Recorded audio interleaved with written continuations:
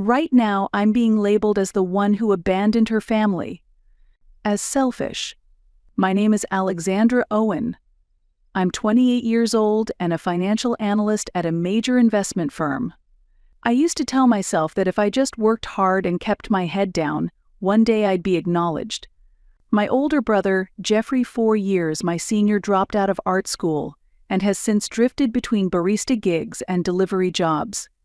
Still, he believes he's someone with talent. Why? Because our mother raised him to believe he was the most gifted child in the family. Our late father, on the other hand, was a gentle, brilliant man. He died suddenly when I was 16. Not long after, I started working part-time. Not for shopping trips or coffee dates like the other girls my age, but because I knew after my father's passing there was no one left to take care of me. While other kids were being dropped off at home by their caring parents, I rode my bike through dark streets to my part-time job, worked late into the night, and cycled back alone, exhausted. My first paycheck went straight toward a used laptop. It was my lifeline to continue my studies. No one ever asked if I was eating enough or sleeping.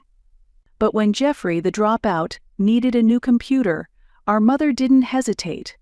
"This is essential for him to resume his artistic journey," she declared, purchasing a brand new MacBook Pro on her credit card. That twisted logic became my daily reality. My achievements were taken for granted. Jeffrey's failures were celebrated as creative exploration. Though he's 4 years older, I became the backbone of the family the moment our father passed. Jeffrey always had a convenient excuse and everyone accepted it.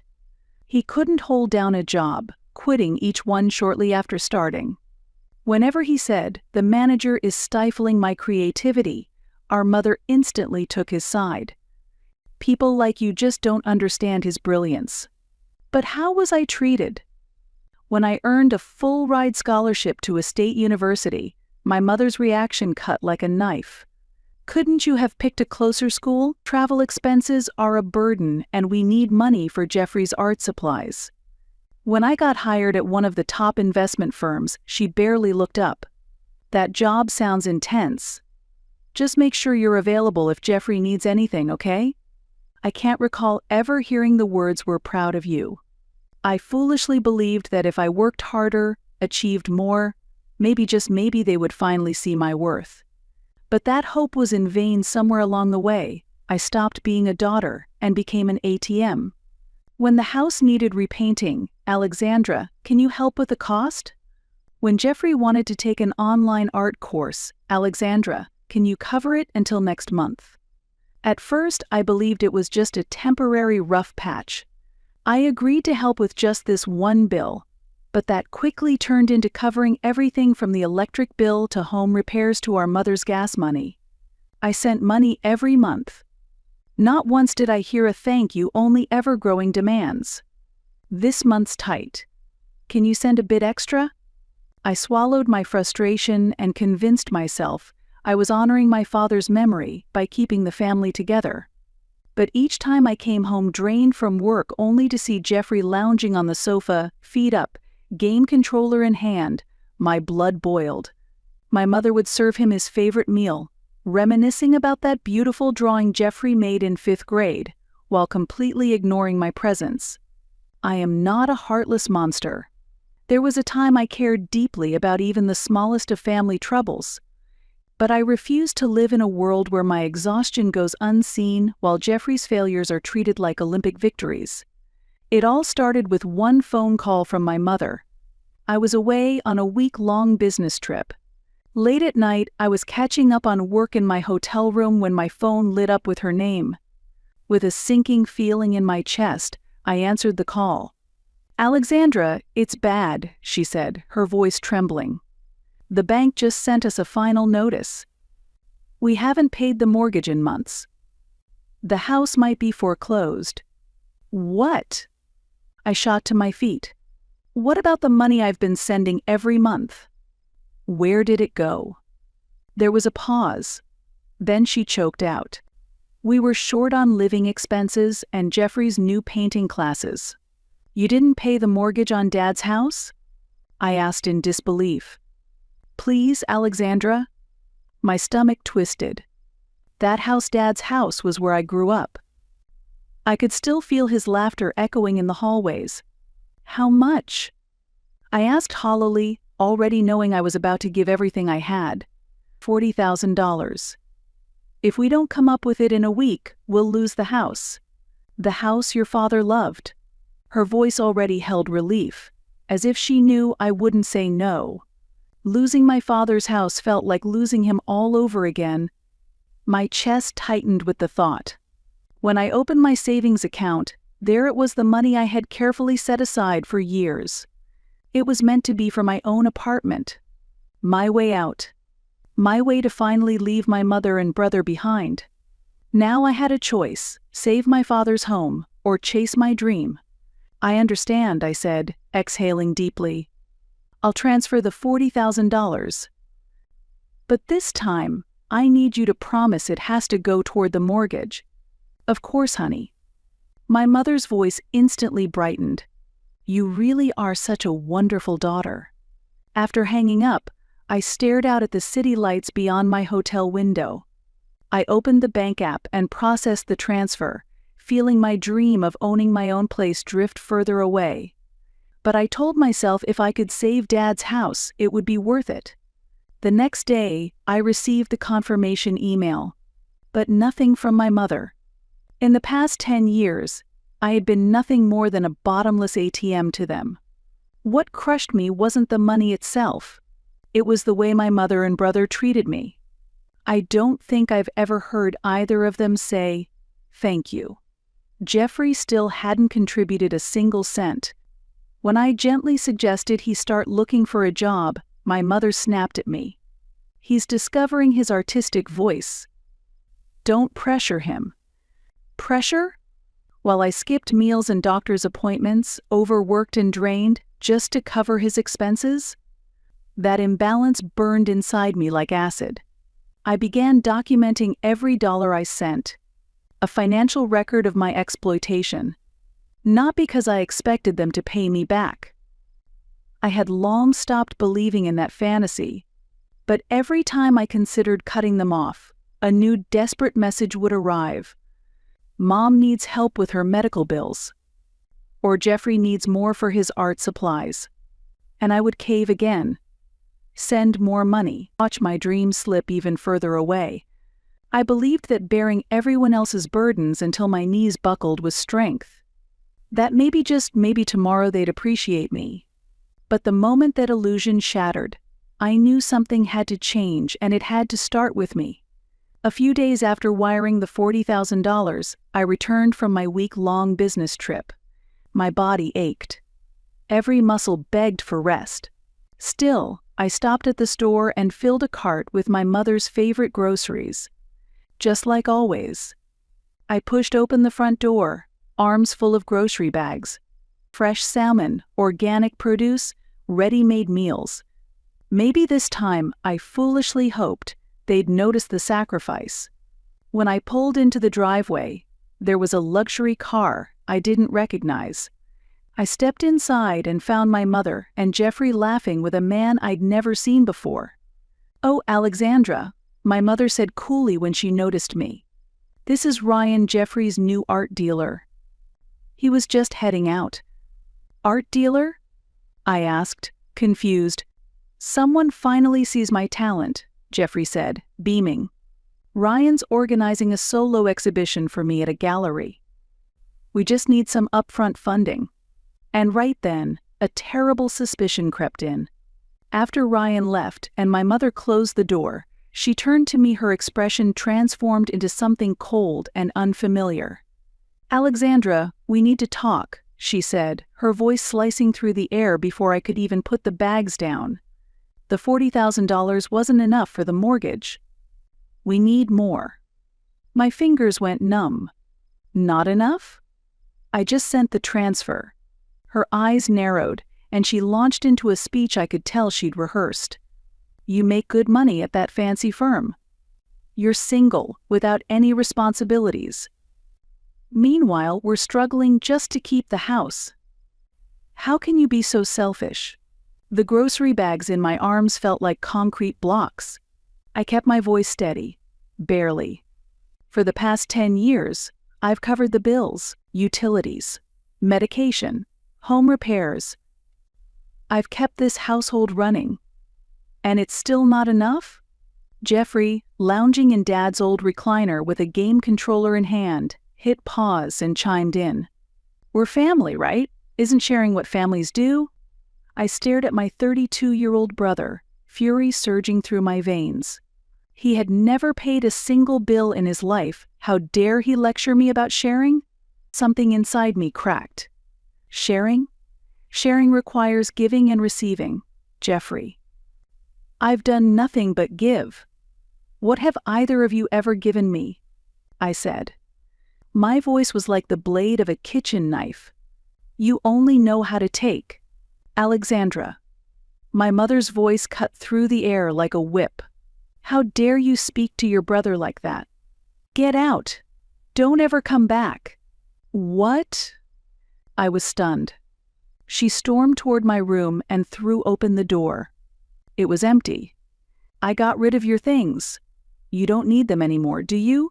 I stood frozen. Everything was gone. My father's photos, the keepsakes from my childhood, the fountain pen my father gave me, the picture of us together, my college diploma gone. What about Dad's things? I asked, my voice trembling.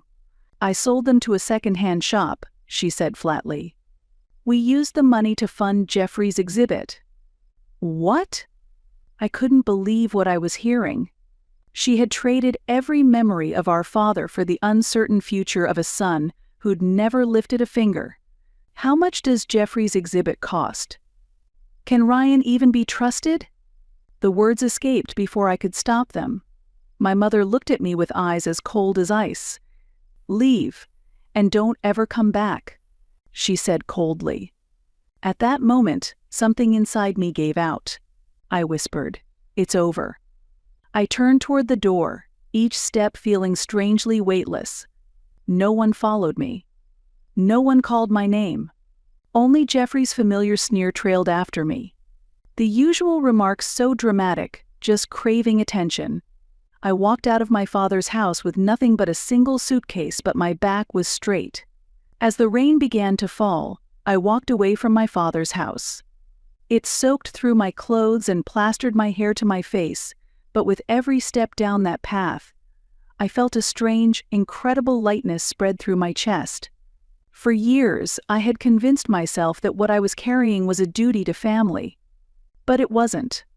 It was a set of iron chains. And now, finally, gloriously, they had fallen away. When I got into the car, I looked over to the passenger seat and found my father's old photo, the one keepsake I had always carried in my bag. I whispered, Dad, I hope this is what you would have wanted. In the reflection of the rain-streaked window, I saw a new kind of resolve in my own eyes. I drove to a quiet gas station and parked in the far corner. My hands trembling, I opened the contacts list on my phone. My mother's name. Jeffrey's name. With a surprising steadiness, I pressed block on them both. I stayed at a hotel for a while, then moved into a modest apartment not far from work. The relief was like learning to breathe again after a decade underwater. I woke up to my own schedule, brewed coffee the way I liked it, and opened the curtains and let the light pour in. There was no blaring TV, no constant complaints, no 3 a.m. video game noise. Evenings and weekends were mine again. I read the books I'd been putting off for years, took online courses, and my phone no longer buzzed with new emergencies. I cut every financial tie. No more transfers, no more grocery runs, no more managing their medical appointments. My bank account finally stabilized. And then it began to grow. For the first time since my father's funeral, I started saving money. Simple thing. But something impossible while supporting 3 adults. My peaceful new life lasted for 6 months. One evening after work, I found a letter waiting for me, an unfamiliar envelope from a law office I didn't recognize. It simply read, to Mizu Owen. Inside, There was a letter and a yellowed envelope. The letter began, "My name is Michael Norman, son of the late Michael Norman, who was a close friend and attorney of your father, Douglas Owen. My father passed shortly after yours.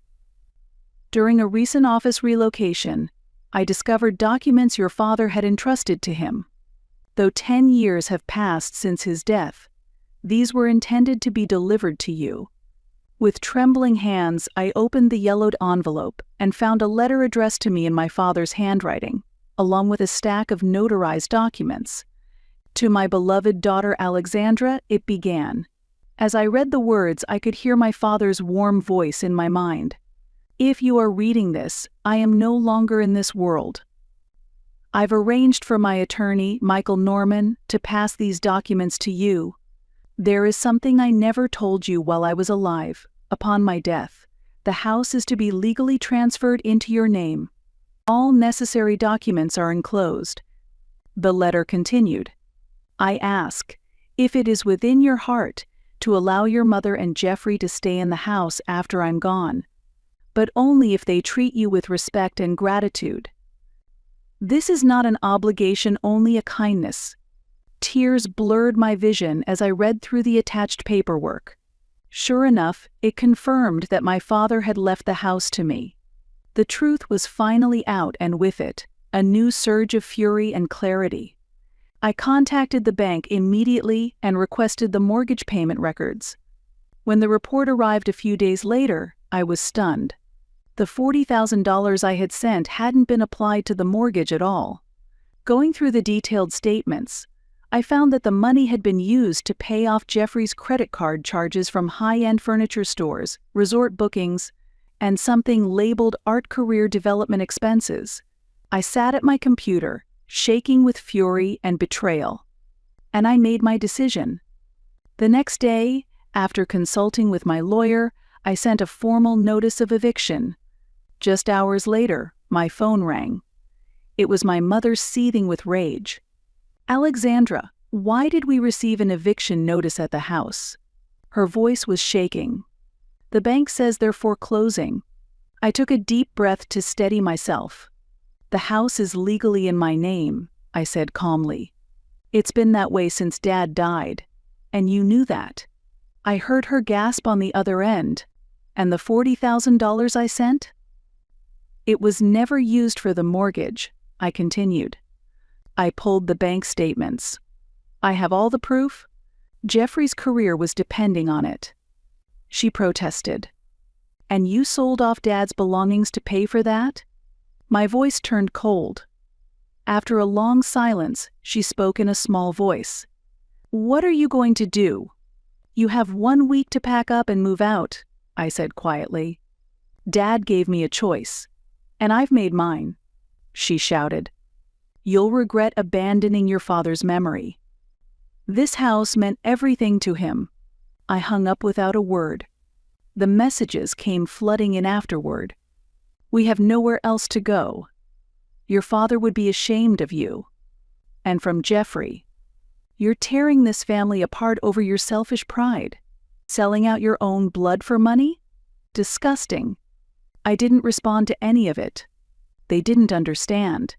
This was never about the money. It was about dignity. The day before the eviction deadline, I was in the office, doing a final review of the quarterly report. As I focused on the screen, the front desk line rang. "Ms. Owen, there are 2 people here to see you." A woman and a man. "They say they're your mother and brother?" There was a confusion in the receptionist's voice. For a moment, the blood drained from my face. "Thank you. I'll be right there," I replied. When I reached the lobby, my mother and Jeffrey were waiting. She had tears in her eyes. He stood with his arms crossed, radiating anger. I felt the weight of my co-workers' glances through the glass wall as I led them into a conference room. I shut the door behind us. "What are you doing here?" My voice was low, measured. "You came to my workplace? Without notice? What else were we supposed to do?" My mother's voice trembled. "You wouldn't answer our calls or messages. How do you expect us to just act normal after the way you treated us? Jeffrey cut in. Eviction? Are you serious? I caught the eyes peeking in from the hallway. Lower your voice. This is my workplace. We're your family. My mother's voice cracked. And you're throwing us out into the street. For 10 years, I supported you, I said, keeping my tone as even as I could. Not once did either of you thank me. Even after I sent you $40,000, it didn't go to the mortgage. It went to your luxuries. It was an emergency, she insisted. A cruise is not an emergency, I replied, pulling out the printed bank statements. A new television? Art supplies for Jeffrey? Jeffrey stepped forward, face flushed with anger. You betrayed this family. Dad would be ashamed of you. My voice turned to ice. Dad left the house to me, and he said you could stay only as long as you respected me. Instead, you exploited me. And when you were done, you threw me out. My mother covered her face with her hands. Where are we supposed to go? She sobbed. Please, Alexandra. That's your problem now, I said, rising to my feet. I've sacrificed my life for you for a decade. No more. This isn't over, Jeffrey muttered, his voice low and threatening. We grew up in that house. I have rights. You have no legal rights, I replied, hand on the door. Now leave, right now. Or I'll call security. My mother tried one last time, her voice brittle with desperation. If your father knew. He did know, I said, turning back. That's why he left the house to me. He knew I'd need to protect myself. I walked them out of the building. On my way back, I ducked into the restroom. The face in the mirror was pale, but in my eyes I saw something I hadn't seen in years, resolve. The moment of release had finally come. It's been 1 year since that day. I sold my father's house, bought the condo I'd always dreamed of, and earned a long overdue promotion at work. I no longer drain my income for someone else's benefit. I save, I invest for me.